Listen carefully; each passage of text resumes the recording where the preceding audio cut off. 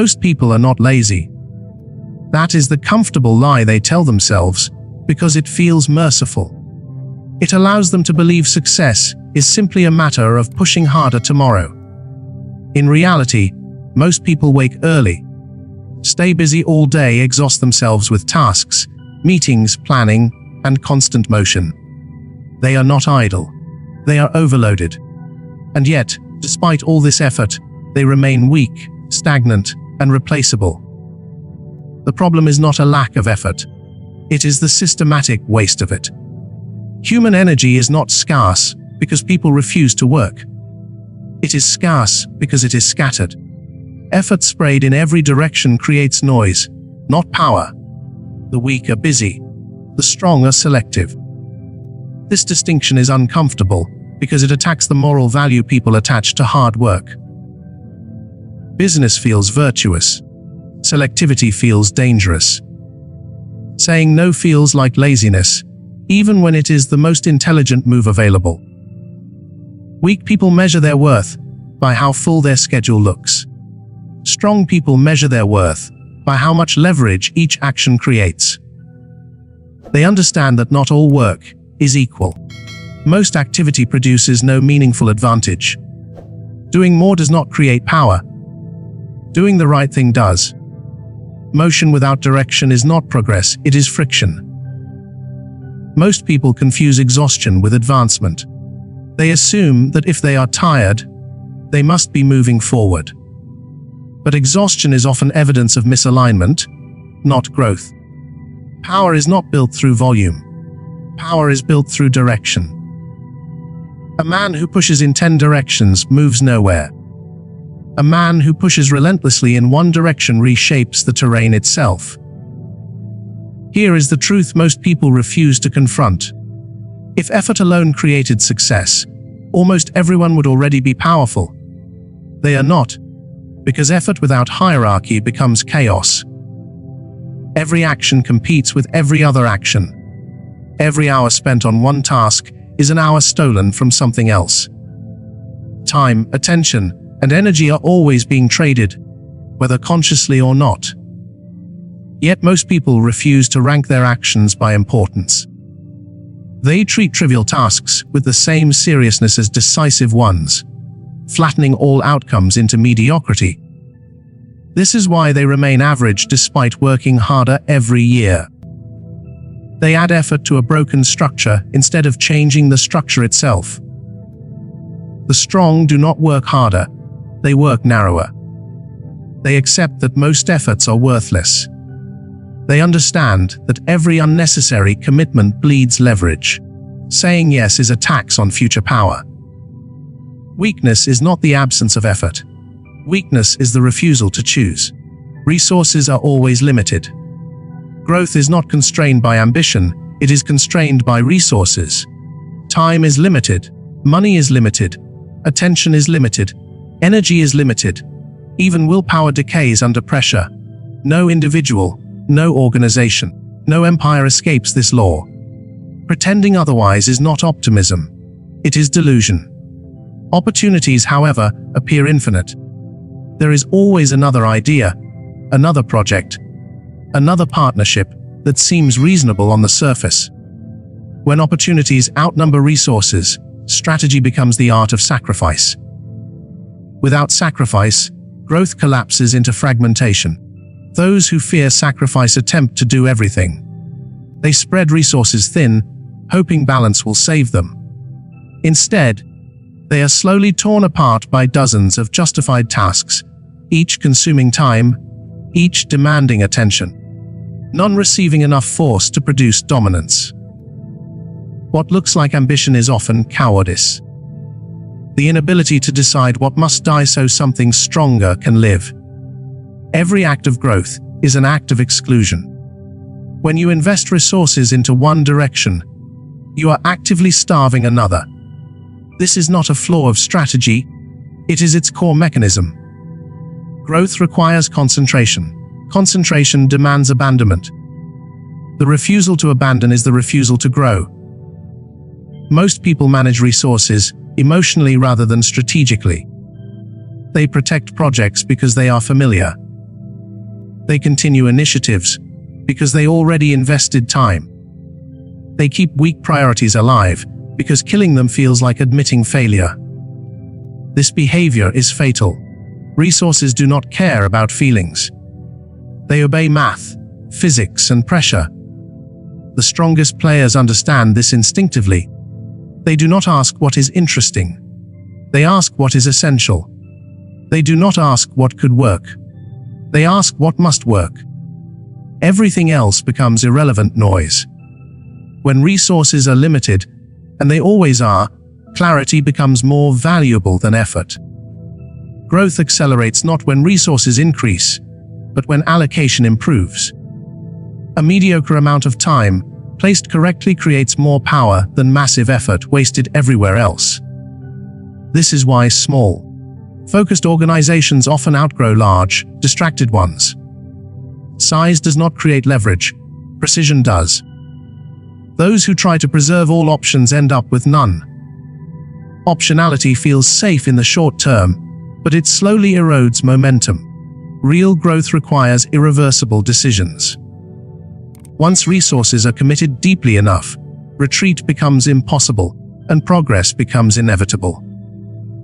The truth is simple and unforgiving. You cannot grow everything. You must decide what deserves to survive. Strategy is not about adding more. It is about removing what drains power so what remains can expand without resistance. Every system that grows becomes a tree. At the center is the trunk, the source of strength, stability, and survival. Revenue, authority, position. Everything else is either a branch that feeds the trunk or a parasite that must be cut. Without the trunk, nothing else matters. Around it grow branches, optimizations, side projects, improvements, experiments, systems that are easier to execute and more comfortable to maintain. These branches appear harmless. Many even look productive. But not all growth is healthy. The fatal mistake most leaders make is confusing branches for the trunk. They nurture peripheral improvements while the core weakens. They celebrate small wins while ignoring structural fragility. From the outside, the organization looks active, innovative, alive. Inside, its ability to generate real power quietly erodes. Feeding branches drains blood from the trunk. Branches grow because they are easy. They offer visible progress without demanding hard decisions. A new feature, a small optimization, a minor efficiency gain. Each delivers dopamine without risk. The trunk, by contrast, demands discomfort, strengthening revenue, consolidating authority, defending position. These require confrontation, prioritization, and often conflict. This is why weak leaders avoid the trunk and hide in the branches. A wise ruler understands one brutal truth. The trunk must be protected at all costs. Everything that does not directly reinforce it is expendable. Pruning is not cruelty. It is survival. Cutting branches feels violent only to those who do not understand biology. In nature, trees that are not pruned collapse under their own weight. Organizations suffer the same fate. Pruning requires courage because it creates short-term pain. People complain. Teams resist. Metrics dip. But failure to prune is slow suicide. Resources are finite. Every branch consumes attention, capital, and time. Left unchecked, branches multiply until the trunk can no longer sustain them. Collapse does not arrive suddenly. It arrives quietly, disguised as overextension. Strong leaders carry scissors without apology. They do not negotiate with inefficiency. They do not sentimentalize obsolete initiatives. They understand that loyalty to weak branches is betrayal of the trunk. This is where most leaders fail. They confuse kindness with leadership and inclusion with strength. Power does not reward compassion without structure. The true test of leadership is not what you add, but what you are willing to cut. When pressure increases, branches must die so the trunk can thicken. Only then does the tree gain the strength to survive storms. Pruning is not optional. Refusing to prune is not mercy. It is self-destruction disguised as restraint. If you want power, protect the trunk. Everything else is negotiable. The illusion of progress. How beat-up problems sedate the mind. Progress is easiest to fake when the problems are easy. This is the trap of beat-up problems. They are not meaningless, but they are non-decisive. They generate motion, create small wins, and release dopamine without altering destiny. That is why they are dangerous. Beat-up problems are attractive because they can be solved without confrontation. They can be delegated, optimized, scheduled, and measured. They reward effort quickly.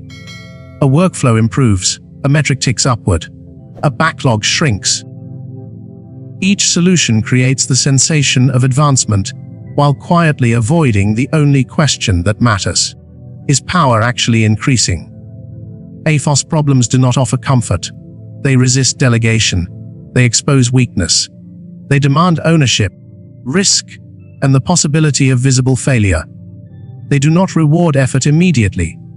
They punish hesitation. This is why most people unconsciously flee toward BSAS problems. They choose activity over impact, certainty over leverage. The mind craves short-term feedback. A checked box feels like control. A solved task feels like competence. Over time, this conditions people to prefer work that moves numbers without moving position. They become caretakers of systems that never grow stronger. Organizations fall into the same trap. Meetings multiply. Dashboards expand. Optimization becomes culture. Everyone is busy. Metrics improve incrementally, and yet nothing fundamental changes. Revenue plateaus. Authority remains fragile. Competitive position erodes. The organization is awake, but its power is asleep. This is the illusion of progress motion without trajectory. It is possible to solve beat-up problems forever and never become formidable. Many people do exactly that. They spend entire careers refining secondary systems while the core remains untouched. They are rewarded with comfort, not dominance. Beat-up problems are not evil. They are necessary, but only after decisive problems are addressed. The fatal error is inversion. When secondary issues become primary, the system rots from the center outward. Easy work expands to fill all available time. Hard work is postponed indefinitely. Tomorrow becomes permanent. Those who gain power learn to tolerate discomfort without immediate reward. They delay dopamine. They sit with unresolved tension. They resist the urge to feel productive and instead pursue what is consequential. This discipline separates builders from maintainers. Most people remain busy their entire lives and never grow stronger, not because they lack intelligence or effort, but because they allow easy problems to lull them into false momentum. Real progress feels slow, heavy, and uncertain until suddenly it is irreversible. The illusion feels good today. Power belongs to those who endure the opposite. The AFOF problem. The bottleneck of power. Every system, no matter how large or complex, is constrained by a single bottleneck at any given moment. This is not theory. It is law. Growth does not fail everywhere at once. It fails at one point, and that point silently dictates the limits of everything else. This is the AFOS problem, the constraint that controls power. Most people misunderstand complexity. They assume that because a system has many problems must be solved at once. This instinct is fatal. When attention is divided, leverage disappears. The AFOF problem does not compete for attention.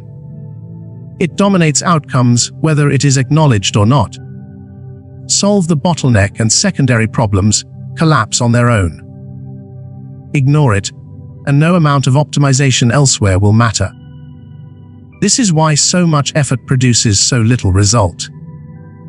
People work around the constraint instead of through it. They decorate the system while its foundation remains cracked. The ATOP problem is uncomfortable because it exposes reality. It is rarely technical. It is structural, political, or psychological. It involves pricing, authority, leadership alignment, or the refusal to confront an unpleasant truth. These problems resist delegation because they implicate decision makers directly. They cannot be solved by process alone. Most people prefer to optimize systems that will not survive once the bottleneck is removed. They improve workflows for products that will be killed. They refine messaging for strategies that will be abandoned. They polish structures built on false assumptions. When the real constraint is finally addressed, all that effort becomes irrelevant overnight. This is the hidden cost of solving problems out of sequence. Order matters more than effort. Timing matters more than intelligence. Solving the wrong problem, well, is still failure. The system does not reward diligence. It rewards alignment with reality. Power concentrates at the bottleneck, because that is where causality lives.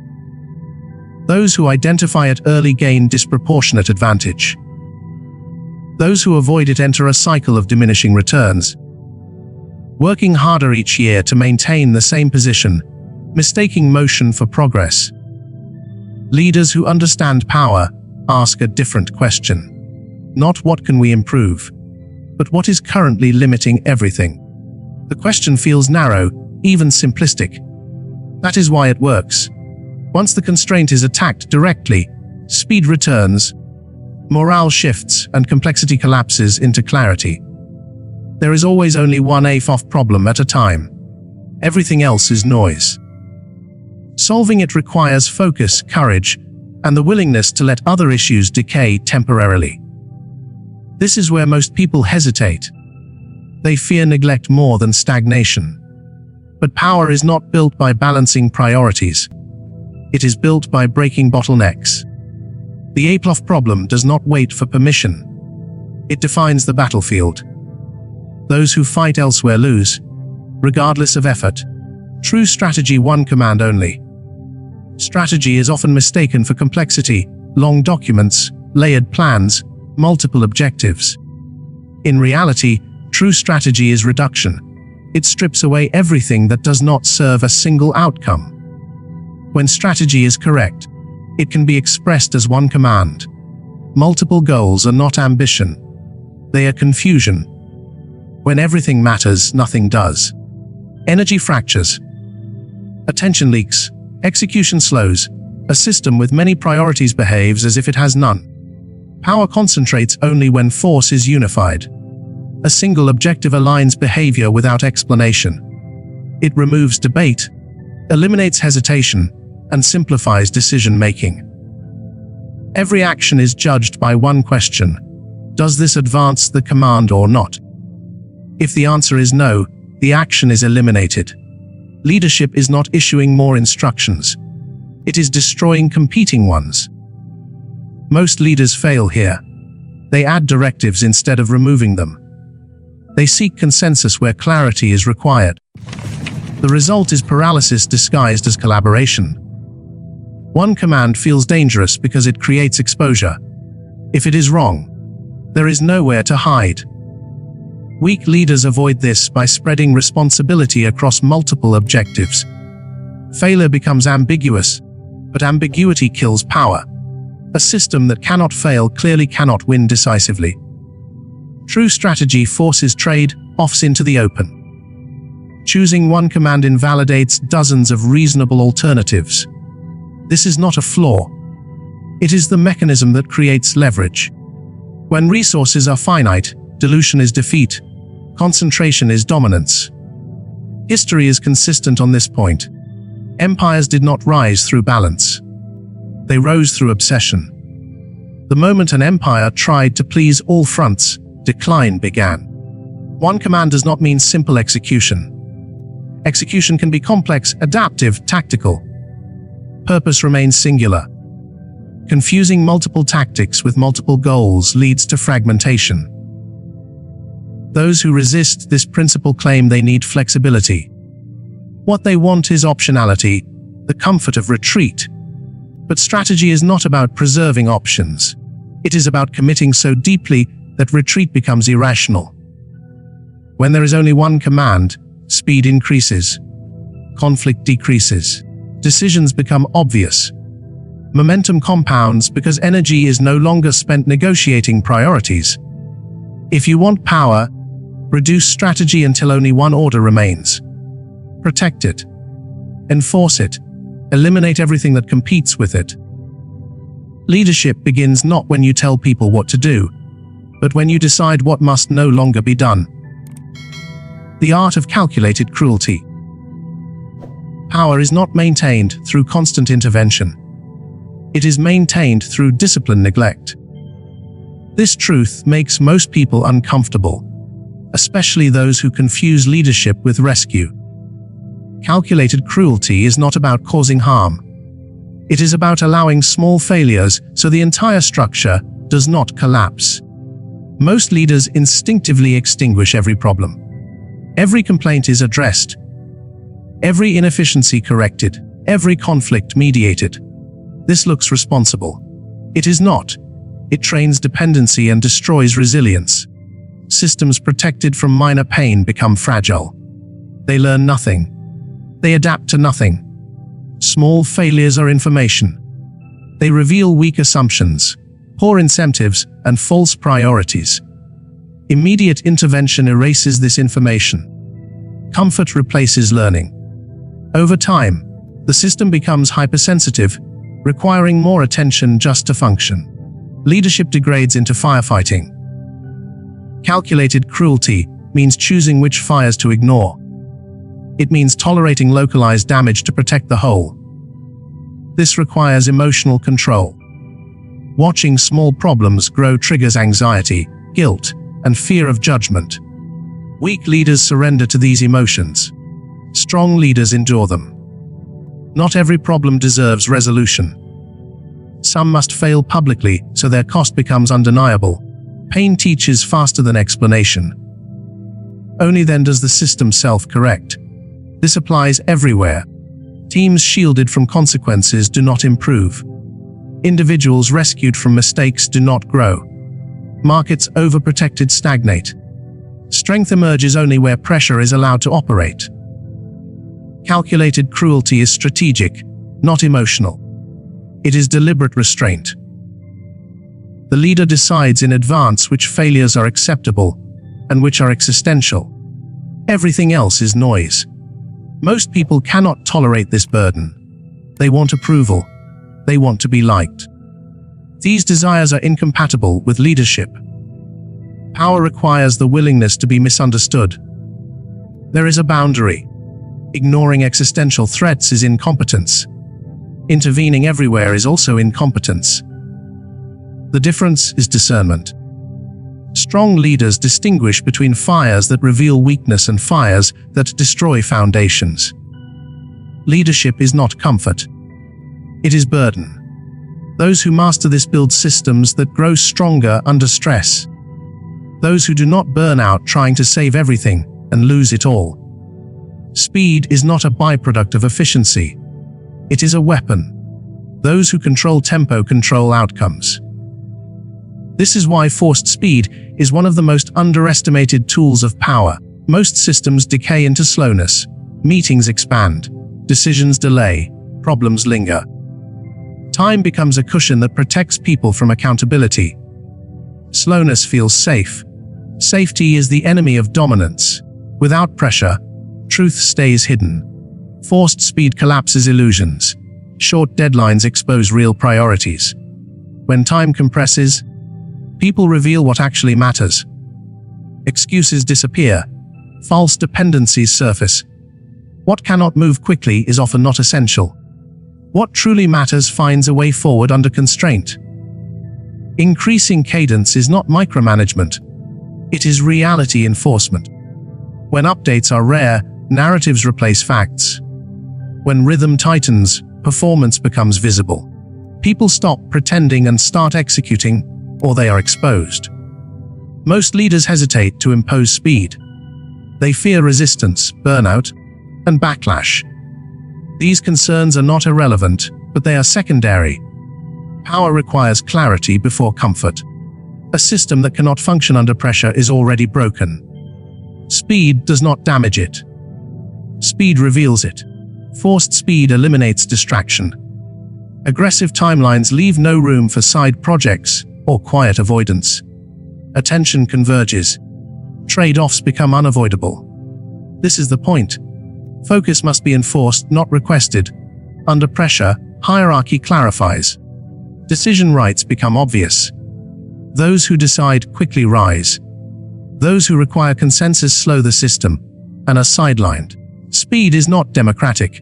It is selective. Urgency is not chaos. Chaos lacks direction. Urgency has intent. Forced speed without a clear command creates confusion. Forced speed aligned to a single objective creates momentum. Speed must follow strategy, not precede it. The rhythm of power is uneven. It alternates between compression and consolidation. But when acceleration is required, hesitation is fatal. Markets do not wait. Competitors do not pause. Internal comfort cannot outweigh external reality. Those who master forced speed learn faster. They adapt sooner. They exploit windows others miss, because they are still debating. Speed compounds knowledge the same way focus compounds effort. Power favors those who impose tempo rather than inherit it. If you allow the world to set your pace, you will always react. When you force speed, you move from defense to offense. Once tempo is yours, outcomes follow. Commitment? Eliminating all escape routes. Commitment is widely misunderstood because it is reduced to words, promises, motivation, intent. In reality, commitment is structural. It is not what you say you will do. It is what you make impossible to avoid. As long as an escape route exists, commitment is optional. Optional effort collapses under pressure. This is not moral failure. It is design failure. Systems produce the behavior they allow. If retreat remains possible, retreat will eventually be chosen. True commitment removes choice. It burns bridges, closes doors, and destroys the safety net. This is why commitment feels terrifying. It converts future uncertainty into present pressure. When there is no way back, all energy is forced forward. Momentum becomes unavoidable. Most people prefer flexibility because it feels intelligent. In reality, flexibility often masks indecision. Keeping options open feels like freedom, but it erodes intensity. Energy spreads across alternatives. None receive enough force to compound. Progress stalls without visibly failing. Strong institutions understand this instinctively. Marriage endures not because it is easy, but because it removes alternatives. Strategy works not because it is clever, but because it eliminates retreat. When there is no plan B, plan A receives total focus. Commitment reshapes psychology. Effort increases because consequences are real. Creativity improves because survival demands it. When people cannot escape, they adapt. When they can, they excuse. This is the difference between involvement and ownership. Leaders hesitate to enforce commitment because it feels extreme. They worry about morale and fairness. But half commitment is worse than none. It creates false security while preserving fragility. A system that pretends to commit without closing exits breeds cynicism. Commitment clarifies trust. Those who stay after exits close reveal alignment. Those who resist expose misfit early. This is not cruelty, it is efficiency. Losing people fast is cheaper than carrying dead weight indefinitely. There is no power without risk. Commitment concentrates risk. Risk concentrates attention. When bridges are burned deliberately, hesitation disappears. People stop asking if something will work and start asking how. If you want strength, stop motivating with words. Restructure reality. Design systems where success is the only viable outcome. Commitment is not emotional intensity. It is architectural finality. Once exits are gone, power can grow. The graveyard of unfinished bridges. Most ventures do not fail because they were wrong. They fail because they were never finished. The world is filled with half-built bridges, projects that consumed time, money, and belief but never reached the other side. This graveyard is not full of bad ideas. It is full of abandoned execution. Ideas are abundant. Starting is easy. Early momentum feels intoxicating. Energy flows when vision is fresh and novelty is high. Completion is where reality intervenes. Finishing demands endurance, discipline, the ability to push through boredom, resistance, and diminishing excitement. This is where most efforts die. An unfinished bridge creates no value. Half a bridge moves nothing. It stands only as evidence of wasted effort. The market does not reward progress. It rewards arrival. Many organizations celebrate milestones instead of delivery. They measure success by how much has been built, not by whether it carries weight. Resources continue to burn while returns remain zero. Money flows only after completion. Trust appears only after delivery. Power emerges only when something works in the real world. This is why serial starters struggle. They move constantly but never compound. Each new beginning resets leverage to zero. Finishing is uncomfortable because it removes fantasy. As long as something is unfinished, potential feels infinite. Completion invites judgment, exposure, possible failure. Many prefer potential to proof. Strong leaders design for closure. They resist starting new initiatives before old ones are finished. They understand that unfinished work taxes attention and erodes credibility. Momentum is not movement. Momentum is closure. Abandoned bridges weaken future commitment. Teams learn quitting is acceptable. Partners lose confidence. Systems become fragile because they cannot endure the final phase. Completion is not glamorous. It is repetitive, thankless, slow. But it is the only phase where effort converts into leverage. Power belongs to those who finish. Choose fewer bridges. Carry them all the way across. The graveyard is already full. The final lesson. Power does not belong to those who fight the most. It belongs to those who choose the right battle and commit completely. Most people spend their lives busy, conflicted, and exhausted, winning small victories while never changing position. They mistake activity for advancement. The mediocre seek constant validation. The powerful choose one battlefield and dominate it. They fight many small wars because each one offers fast proof of competence. A solved problem, a closed deal, a visible win. These victories feel productive, but they rarely change the balance of power. They consume energy without reshaping the field. The dominant think differently. They understand that most battles do not matter.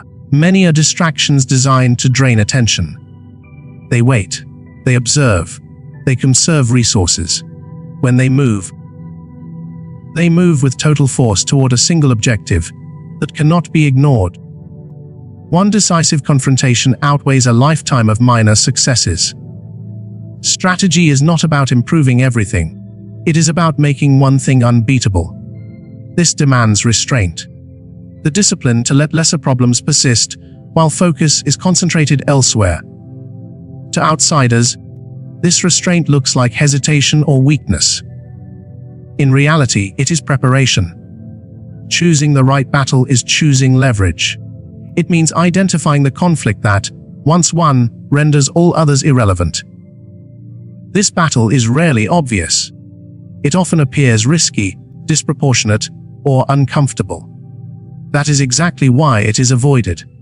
Those who chase balance never dominate. They spread effort evenly, seeking fairness and stability. The result is mediocrity. Power comes from imbalance, from overwhelming force applied precisely where it matters most. The lesson is simple and unforgiving. Choose the wrong battle and excellence will not save you. Intelligence will not save you. Effort will not save you. You will exhaust yourself perfecting outcomes that do not matter. Those who choose correctly change the rules. They do not win within the existing game. They reshape the game itself. Once the decisive battle is won, resistance collapses. Pressure dissipates. What once required effort becomes inevitable. Most people never experience this because they are afraid of finality. They hedge. They keep exits open. They fight safe battles that cannot alter their fate. Power belongs to those who accept risk in pursuit of resolution. Choose the right battle, ignore the rest.